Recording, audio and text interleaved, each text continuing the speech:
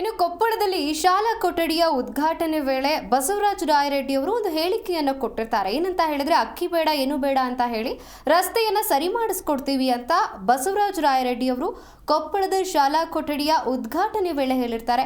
ಈ ವಿಚಾರ ಅಂದ್ರೆ ಈ ಒಂದು ಹೇಳಿಕೆ ಸಾಕಷ್ಟು ಚರ್ಚೆಗೆ ಕೂಡ ಗ್ರಾಸವಾಗಿರುತ್ತೆ. ಇದೀಗ ಇದೇ ವಿಚಾರವನ್ನ ಇಟ್ಕೊಂಡು ಬಿಜೆಪಿ ನಾಯಕರು ವಾಗ್ದಾಳಿ ನಡೆಸಿದ್ದಾರೆ. ಇದಂತೂ ಬಿಜೆಪಿ ಅವರಿಗೆ ಒಂದು ಅಸ್ತ್ರ ಸಿಕ್ಕಂತೆ ಅಂತಾನೆ ಹೇಳಬಹುದು. ಅಕ್ಕಿ ಬೇಡ ಏನು ಬೇಡ ರಸ್ತೆ ಮಾಡಿಸ್ಕೊಡ್ತೀವಿ ಅಂದಾಗ ಇದೇ ಚರ್ಚೆಗೆ ಗ್ರಾಸವಾಗಿದೆ. ಇದೀಗ ಬಸವರಾಜ ರಾಯರೆಡ್ಡಿ ಅವರ ಹೇಳಿಕೆ ಅಂತಾನೆ ಹೇಳಬಹುದು. ರಾಯರೆಡ್ಡಿಗೆ ಹೇಳಿಕೆ ಪ್ರಸ್ತಾಪಿಸಿ ಬಿಜೆಪಿ ನಾಯಕರು ವಾಗ್ದಾಳಿಯನ್ನು ನಡೆಸ್ತಾ ಇದ್ದಾರೆ. ರಾಯರೆಡ್ಡಿ ಮೂಲಕ ಸಿದ್ದು ಹೇಳಿಸಿದ್ದು ಅಂದ್ರೆ ಸಿಎಂ ಸಿದ್ದರಾಮಯ್ಯನವರೇ ರಾಯರೆಡ್ಡಿ ಮೂಲಕ ಈ ಹೇಳಿಕೆಯನ್ನ ಹೇಳಿಸಿದ್ರು ಅಂತ ಬಿಜೆಪಿ ನಾಯಕರು ವಾಗ್ದಾಳಿಯನ್ನ ನಡೆಸ್ತಾ ಇರುವಂತದ್ದು. ಗ್ಯಾರಂಟಿಯಿಂದ ಅಭಿವೃದ್ಧಿ ಸಾಧ್ಯವಾಗ್ತಿಲ್ವಾ ಅನ್ನುವಂತಹ ಪ್ರಶ್ನೆಯನ್ನ ಕೂಡ ಮುಂದಿಟ್ಟಿದ್ದಾರೆ.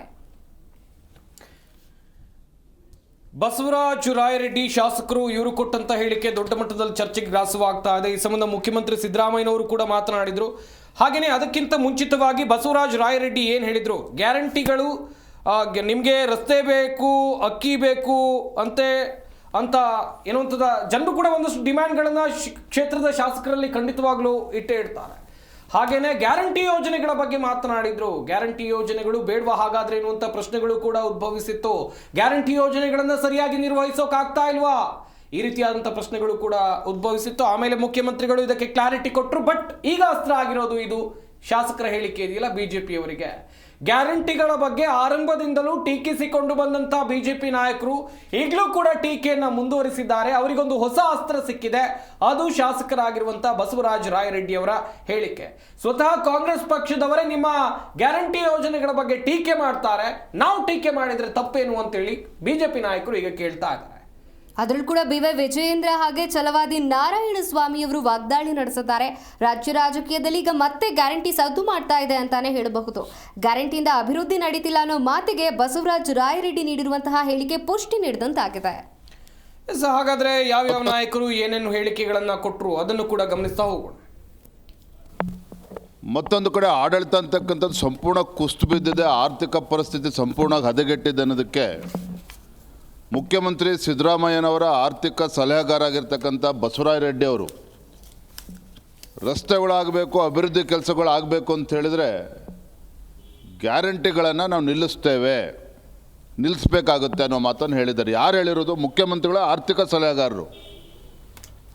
ನಾವು ಭಾರತೀಯ ಜನತಾ ಪಾರ್ಟಿಯವರು ಸರ್ಕಾರದ ಬಗ್ಗೆ ಹೇಳಿಕೆಯನ್ನು ನೀಡಿದರೆ ಸರ್ಕಾರಿ ನೌಕರಿಗೂ ಕೂಡ ಸಂಬಳ ಕೊಡೋದಕ್ಕೆ ಸಾಧ್ಯ ಆಗ್ತಾ ಇಲ್ಲ. ಅಂಥ ದುಸ್ಥಿತಿಗೆ ಇವತ್ತು ರಾಜ್ಯದ ಆರ್ಥಿಕ ಪರಿಸ್ಥಿತಿ ಬಂದು ಮುಟ್ಟಿದೆ ಅಂತ ಹೇಳಿದ್ರೆ ಎಲ್ಲವೂ ಸರಿ ಇದೆ ಅಂತೇಳಿ ಸಿದ್ದರಾಮಯ್ಯನವ್ರು ಹೇಳ್ತಾರೆ.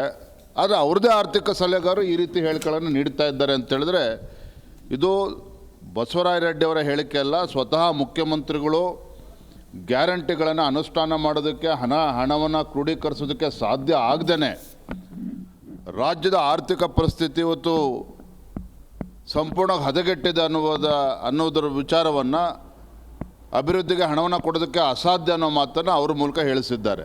ನೋಡಿ, ರಾಯರೆಡ್ಡಿ ಅವರು ಮುಖ್ಯಮಂತ್ರಿಗಳ ಮುಖವಾಣಿ ಇದ್ದಾಗೆ. ಅವರು ಆರ್ಥಿಕ ತಜ್ಞರು. ಯಾಕಂತಂದ್ರೆ ಆರ್ಥಿಕ ವಿಚಾರಗಳನ್ನು ಮುಖ್ಯಮಂತ್ರಿಗೆ ಸಲಹೆಗಾರರು. ಅವರೇ ಆ ಮಾತನ್ನ ಹೇಳ್ತಾರೆ ಅಂತಂದ್ರೆ ಇದು ಕಾಂಗ್ರೆಸ್ನ ಮುಖವಾಣಿಯೂ ಹೌದು ಮತ್ತು ಸರ್ಕಾರದ ಮುಖವಾಣಿಯೂ ಹೌದು. ಅವರು ಈಗ ಇಷ್ಟನ್ನು ಹೇಳಿದ್ದಾರೆ ಅಂತಂದ್ರೆ ನಾವು ಗ್ಯಾರಂಟಿ ಕೊಟ್ಟಿದ್ದೇವೆ, ಅಷ್ಟು ಬಿಟ್ಟು ನೀವು ಯಾರು ಏನು ಮಾತಾಡಬಾರ್ದು ಅನ್ನೋ ಉದ್ದೇಶ. ಈ ರೀತಿ ಒಂದು ಮೆಸೇಜ್ ಅನ್ನ ಅವರು ಕಳಿಸಬೇಕಾಗಿದೆ ಜನರಿಗೆ. ಮುಖ್ಯಮಂತ್ರಿಗಳಾಗ್ಲಿ ಉಪಮುಖ್ಯಮಂತ್ರಿಗಳಾಗ್ಲಿ ಇದನ್ನ ಜನರಿಗೆ ಹೇಳಲಾರ್ದೆ ಇವರ ಕೈಲಿ ಹೇಳಿಸಿದ್ದಾರೆ ಅನ್ನೋದು ನನ್ನ